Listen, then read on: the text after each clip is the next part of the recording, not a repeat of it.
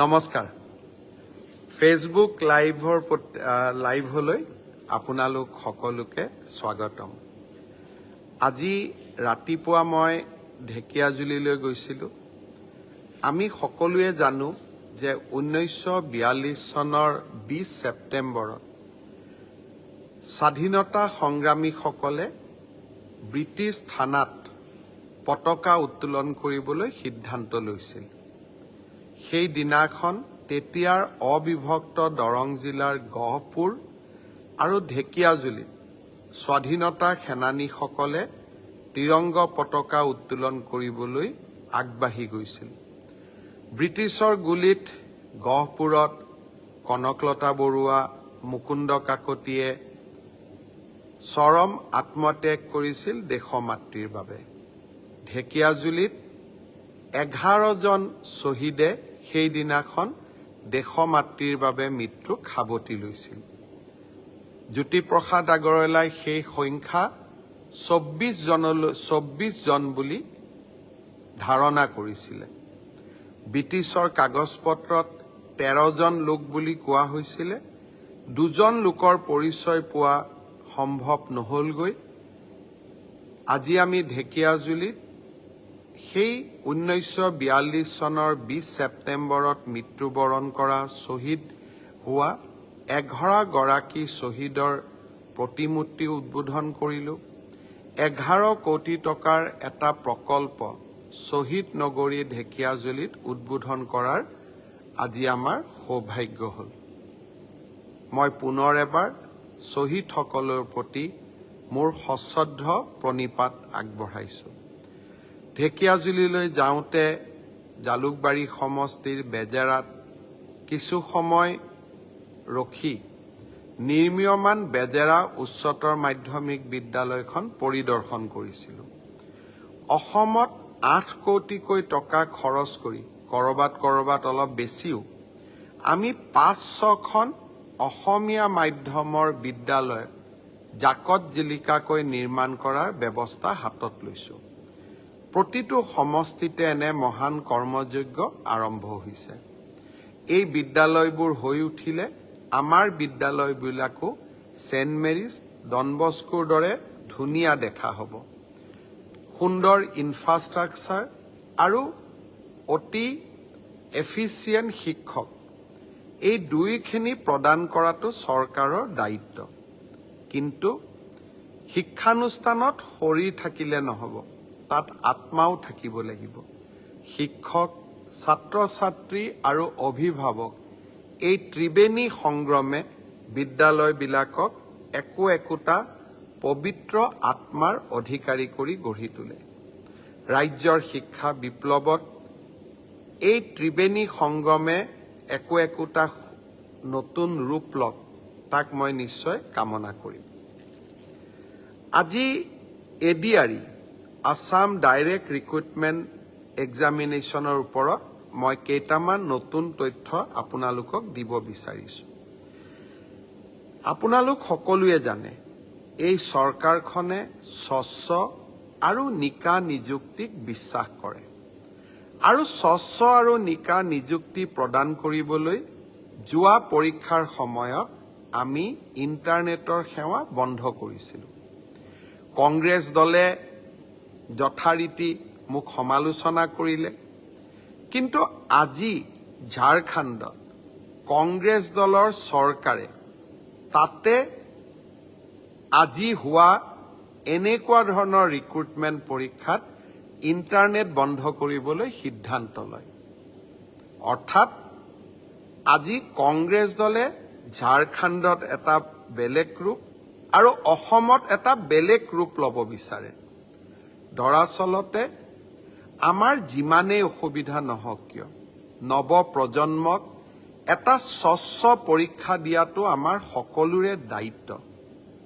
বছৰত এটা দিনত 2 ঘণ্টা 3 ঘণ্টা সময় ইণ্টাৰনেট সেৱা বন্ধ থাকিও আমি যদি 11 লাখ পৰীক্ষাৰ্থীক আত্মবিশ্বাস দিব পাৰোঁ যে সমাজে আপোনালোকৰ কাৰণে চিন্তা কৰে, সমাজে এটা স্বচ্ছ পৰীক্ষাত বিশ্বাস কৰে, তাতকৈ আৰু ডাঙৰ কথা কি হ'ব পাৰে। মই কংগ্ৰেছ দলক আজিৰ দিনটোত আহ্বান জনাম যে ঝাৰখণ্ডত কংগ্ৰেছে লোৱা সিদ্ধান্তটোক আপোনালোকে অসমত বিৰোধিতা নকৰিব। সকলো ষ্টেটতে বেলেগ বেলেগ ৰূপ লোৱাটো উচিত নহয়। ভাল কথা ইউজুৱেলি তেওঁলোকে নুশুনে, কিন্তু মই ভাবোঁ যে অলপ অলপ ৰাইজৰ মনৰ কথা তেওঁলোকে বুজিবলৈ চেষ্টা কৰিব। মই স্বচ্ছতাৰ কথা কৈছিলোঁ। আজি মই স্বচ্ছতাক আৰু এখোপ আগুৱাই লৈ যাব খুজিছোঁ। তৃতীয় বৰ্গৰ এডিআৰই পৰীক্ষা সমাপ্ত হ'ল। এতিয়া মই এটা নতুন কথা ক'ব খুজিছোঁ। ২৭ তাৰিখে সেৱাক আপোনালোকে আবেদন কৰিব পাৰিব মাত্ৰ 50 টকা দি, যে আপোনালোকে যিখন OMR চিট লিখিছিলে সেই OMR চিটৰ এটা ফটোকপি আপোনালোকক লাগে বুলি।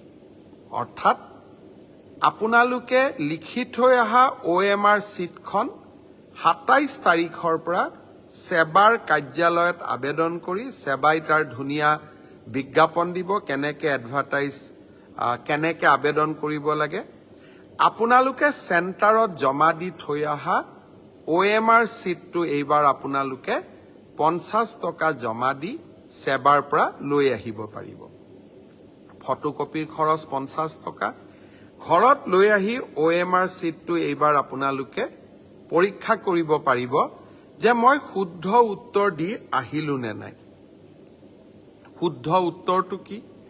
28 তাৰিখে আমি এনসাৰ কিটো সেৱাৰ ৱেবছাইটত আমি প্ৰকাশ কৰিম। অৰ্থাৎ 27 তাৰিখৰ পৰা আপোনালোকে OMR চিটখন আবেদন কৰি সেৱাৰ পৰা ল'ব পাৰিব। 28 তাৰিখে সেৱাৰ ৱেবছাইটত এনসাৰ কি, প্ৰত্যেকটো প্ৰশ্নৰ উত্তৰ কি হোৱা উচিত তাকো আপোনালোকে চাব পাৰিব। অৰ্থাৎ ঘৰতে বহি মইনো কিমান নম্বৰ পালোঁ, OMR চিটখন হাতত উলিয়াই লওক, এনসাৰ কি লগত মিলাই চাওক, আৰু 100ৰ ভিতৰত 50ৰ ভিতৰত মই কিমান নম্বৰ পালোঁ সেয়া ঘৰতে বহি মই হিচাপ উলিয়াই ল'ব পাৰিম। অৰ্থাৎ ৰিজাল্ট দিয়ালৈ অপেক্ষা কৰিবই নালাগে। ভাৰতৰ কোনো প্ৰদেশতে এনেকুৱা সিদ্ধান্ত আগত গ্ৰহণ কৰা হোৱা নাছিল। OMRৰ কপিও পাব আৰু এনসাৰ কিটো উপলব্ধ হ'ব। এতিয়া আৰু এটা আমি স্বচ্ছতাক আৰু এখোজ আগুৱাই লৈ যাব খুজিছোঁ। এনসাৰ কিটো আপোনালোকে চাই পেলাই মনত খুদুৱনি লাগিলে যে এইটো প্ৰশ্নৰ এইটোতো উত্তৰ নহয়, উত্তৰটো বেলেগহে হ'ব লাগিছিলে।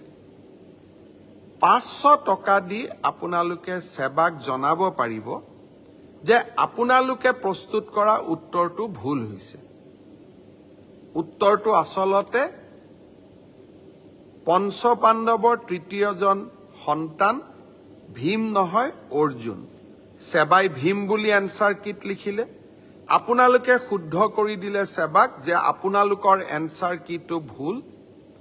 আচলতে পঞ্চপাণ্ডৱৰ তৃতীয়জন অৰ্জুন।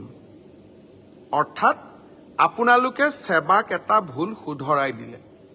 তৎকালীনভাৱে সেই 500 টকাটো আপোনালোকে উভতাই পাব।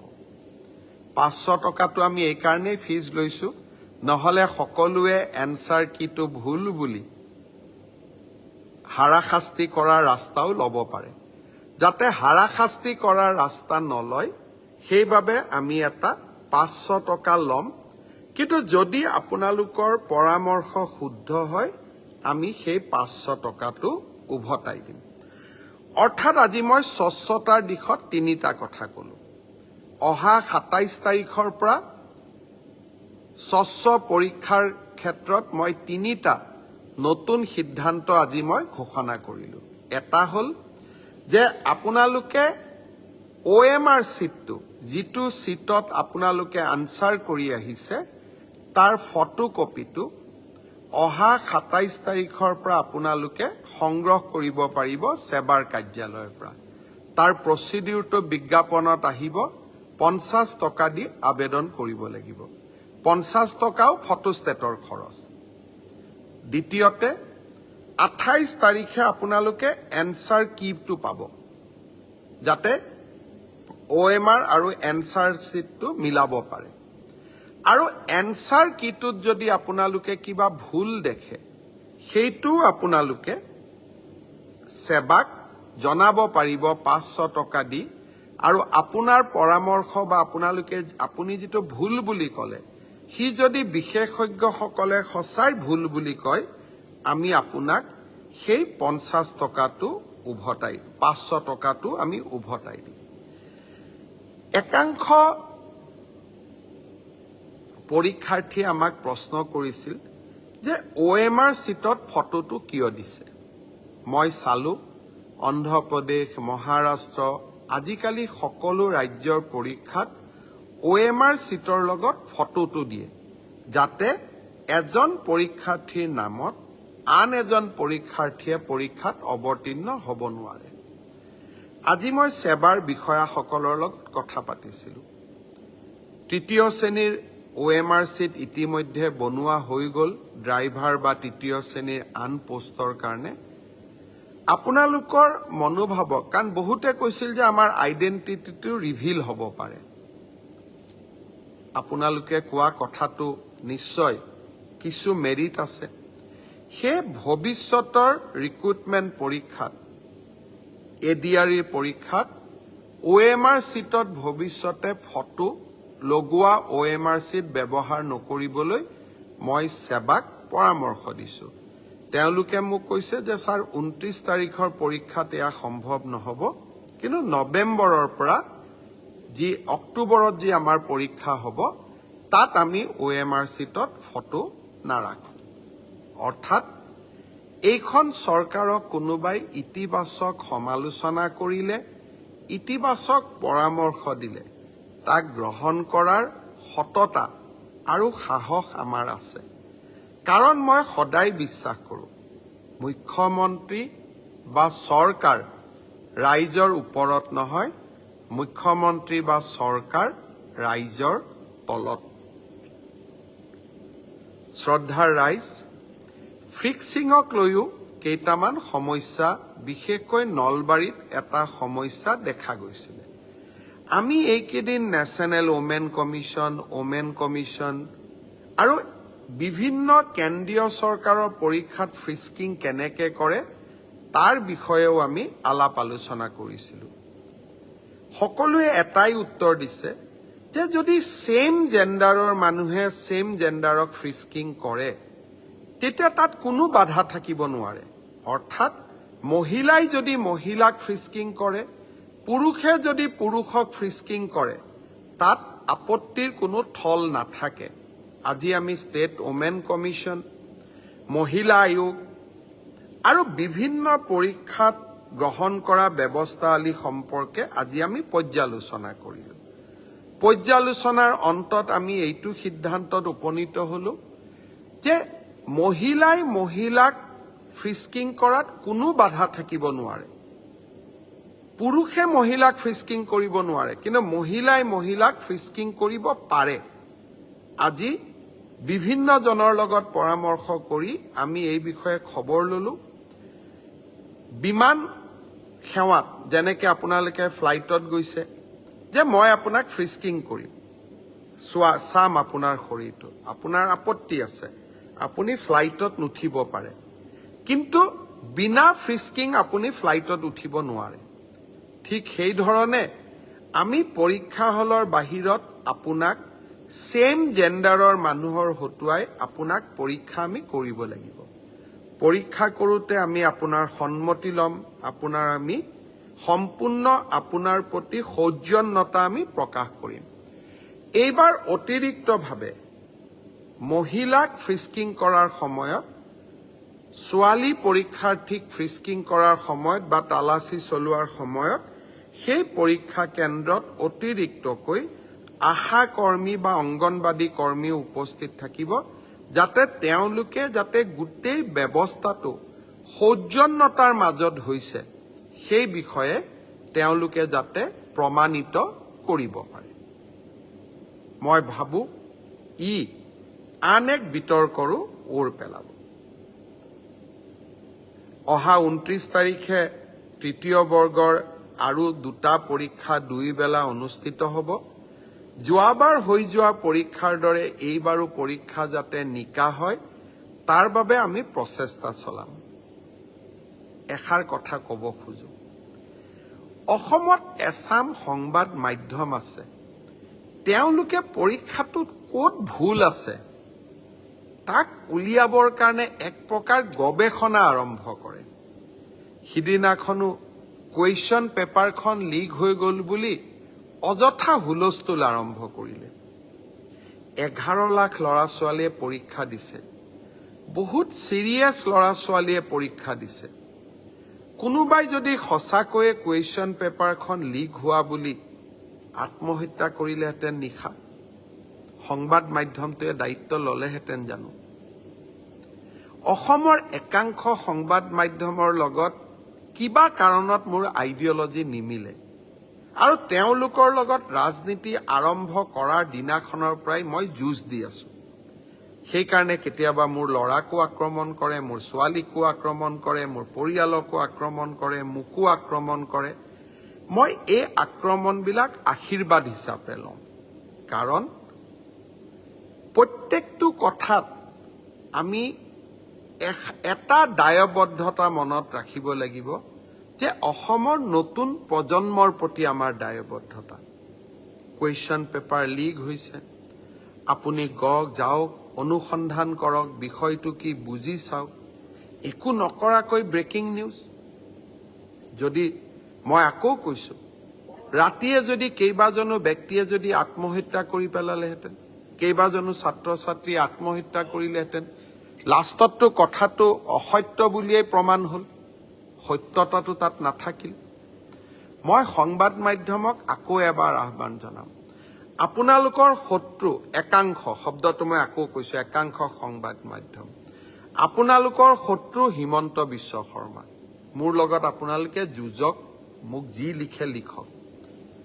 অসমৰ নতুন প্ৰজন্মক আপোনালোকে তেওঁলোকৰ যি আশা আকাংক্ষা তাক ধূলিস্যাৎ কৰিবৰ বাবে চেষ্টা নকৰিব। এটা স্বচ্ছ আৰু নিকা পৰীক্ষা পতাৰ বাবে টেটৰ নিযুক্তিৰ পৰা আজিলৈকে মই অহৰহ সংগ্ৰাম কৰি আহিছো। কিছুমান চাকৰি পোৱা ল'ৰা ছোৱালীয়ে কয় আমিতো মেৰিটত পালো।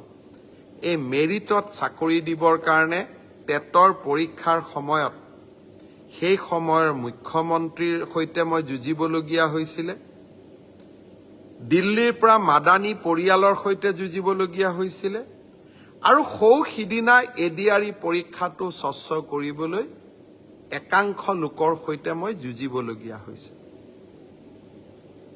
মই আশা কৰিম যে 29 তাৰিখে আপোনালোকে ডাউনলোড কৰিবলৈ সক্ষম হ'ব। শ্ৰদ্ধাৰ ৰাইজ, আজি এডিআৰই পৰীক্ষাৰ বিষয়ে বিশেষকৈ ক'লো। এই ব্ৰডকাষ্ট ধনঞ্জয় পালে চাই আছে, সুশীল কুৰ্মীয়ে চাই আছে, ৰুবুল দাসে চাই আছে, বিনোদ উপাধ্যায়ে চাই আছে, আমাৰ কাৰ্বি আলঙৰ CM তুলিৰাম ৰংহাঙেও চাই আছে, আমাৰ প্ৰাক্তন সাংসদ পল্লৱ লোচন দাসে চাই আছে, লখিমী গগৈয়ে চাই আছে, হুছেইন আহমেদে চাই আছে, জলি দেৱে চাই আছে, শফিকুল ইছলামে চাই আছে, ৰুনুমী কলিতাই চাই আছে, পবি ৰাজবংশীয়ে চাই আছে, হেমন্ত হিলৈধাৰী চাই আছে, বিশাল নাথক চাই আছে, বিশাল নাথে চাই আছে। সকলোকে মই ধন্যবাদ জনাইছো। আৰু এটা কথাত মই আজি আপোনালোকক কৃতজ্ঞতা জনাব খুজিছো। যোৱা কেইবাটাও ব্ৰডকাষ্টত মই আপোনালোকক ভাৰতীয় জনতা পাৰ্টিৰ সদস্যতা অভিযানৰ সময়ত সদস্যতা পদ ল'বৰ বাবে আহ্বান জনাইছিলো। আমাৰ BTRৰ CM নিতুল স্বৰ্গীয়াৰেও এই ব্ৰডকাষ্ট চাই আছে। এতিয়া মই প্ৰসংগলৈ উভতি গৈছো। ব্ৰডকাষ্টৰ সময়ত মই আপোনালোকক অনুৰোধ কৰিছিলো যে আপোনালোক ভাৰতীয় জনতা পাৰ্টিৰ সদস্যতা গ্ৰহণ কৰক। 2019 চনত ভাৰতীয় জনতা পাৰ্টিৰ সদস্যতা গ্ৰহণ কৰা লোকৰ সংখ্যা আছিল 18 লাখ। আজি দিনটোত সদস্যতা অভিযানে ৩৫ লাখৰ সংখ্যা পাৰ কৰিলে। মই আমাৰ ভাৰতীয় জনতা পাৰ্টিৰ সকলো কাৰ্যকৰ্তাকে পুনৰ এবাৰ অভিনন্দন জনাইছো আৰু সদস্য পদ গ্ৰহণ কৰা আটাইকে ভাৰতীয় জনতা পাৰ্টিৰ মঞ্চলৈ স্বাগতম জনাইছো। এই সদস্যতা অভিযান ২৫ তাৰিখলৈ চলি থাকিব, হয়তো আৰু এটা দিন বঢ়াব। মই আশা কৰোঁ যে আমাৰ এই সদস্যতা অভিযানৰ সময়ছোৱাত এতিয়ালৈকে যিসকলে ভাৰতীয় জনতা পাৰ্টিৰ সদস্যতা গ্ৰহণ কৰা নাই, তেওঁলোকেও যাতে আমাৰ দলটোৰ সদস্যতা গ্ৰহণ কৰে। এখন শক্তিশালী ভাৰত আৰু এখন বিকশিত অসম আমাৰ লক্ষ্য। এই লক্ষ্য সফল কৰাৰ বাবে মই আপোনালোকৰ ওচৰত পুনৰ এবাৰ অত্যন্ত বিনম্ৰতাৰে ভাৰতীয় জনতা পাৰ্টিৰ সদস্য পদ গ্ৰহণ কৰিবলৈ আহ্বান জনাম। যোৱা 19 তাৰিখে অৰুণোদয় 3.0 অৰ্থাৎ ৩৭ লাখ পৰিয়ালক অৰুণোদয় আঁচনিৰ সৈতে জড়িত কৰিবলৈ এক বিশাল প্ৰচেষ্টা আমি আৰম্ভ কৰিলোঁ। CM ট্ৰিপলে মুখ্যমন্ত্ৰীৰ আত্মনিৰ্ভৰ অসমৰো প্ৰথম ২৫,০০০ হিতাধিকাৰীক আমি নিৰ্বাচিত কৰিলোঁ। অহা ৩ নৱেম্বৰৰ পৰা আৰু ৭৫,০০০ হিতাধিকাৰী নিৰ্বাচনৰ প্ৰক্ৰিয়া আমি আৰম্ভ কৰিম। আজি মই ঢেকীয়াজুলিলৈ যাওঁতে গাড়ীখন ৰখালে ঢেকীয়াজুলিলৈ যাওঁতে কেইগৰাকীমান ছাত্ৰীয়ে হাত দেখুৱাই মোৰ গাড়ীখন ৰখুৱালে আৰু মোক সুধিলে, মামা আমাৰ নিযুত মইনাৰ টকা কেতিয়া সোমাব? তেতিয়া উত্তৰ দিয়া নাছিলোঁ, ভাবিছিলোঁ গধূলি উত্তৰ দিম। নিযুত মইনা আঁচনিৰ ধন আমি ৬ অক্টোবৰ তাৰিখে আপোনালোকক দিয়া আৰম্ভ কৰিম।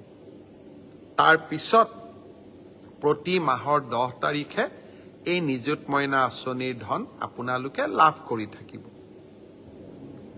৬ অক্টোবৰলৈকে ভাগিনসকল সাজু হৈ যাওক নিযুত মইনা আঁচনিৰ ধন পাবলৈ। ২৯ তাৰিখৰ পৰীক্ষাৰ বাবেও সকলোকে আগতীয়াকৈ শুভেচ্ছা জনালোঁ আৰু ADRE পৰীক্ষাত আমি গ্ৰহণ কৰা বিভিন্ন ব্যৱস্থা OMR, এনচাৰ কিক প্ৰত্যাহ্বান জনাব পৰা সুবিধা, স্বচ্ছতাৰ দিশত গ্ৰহণ কৰা প্ৰতিবোৰ সুবিধা আপোনালোকে গ্ৰহণ কৰক, তাৰ বাবে মই আপোনালোকক পুনৰ এবাৰ আহ্বান জনালোঁ। শেষত আকৌ এটা কথাৰে সামৰণি মাৰিছোঁ। মহিলাক চেক কৰাটো, ফ্ৰিস্কিং কৰাটোত আমি আপত্তি কৰিব নালাগে, কাৰণ বিভিন্ন বিমানবন্দৰৰ পৰা বিভিন্ন পৰীক্ষাত তেনেকৈ চেকিং কৰে। খালি চেকিং কৰোঁতে পুলিচে প্ৰাৰ্থীসকলক সৌজন্যতা দেখুৱাব লাগে, শ্ৰদ্ধাৰে সৈতে চেকিং কৰিব লাগে, আনজন ব্যক্তিক সন্মান জনাই চেকিং কৰিব লাগে। ২৯ তাৰিখে আমি সেই ধৰণে পৰীক্ষাটো চলাবৰ বাবে চেষ্টা কৰিম। পুনৰ এবাৰ আপোনালোকক ধন্যবাদ জনালোঁ ব্ৰডকাষ্ট লাইভত চাই থকা আৰু পিছত যিসকলে চাব সকলোকে ধন্যবাদ জনালোঁ। লাহে লাহে শাৰদীয় দুৰ্গা পূজাৰ বতৰো আহিব আৰম্ভ কৰিছে।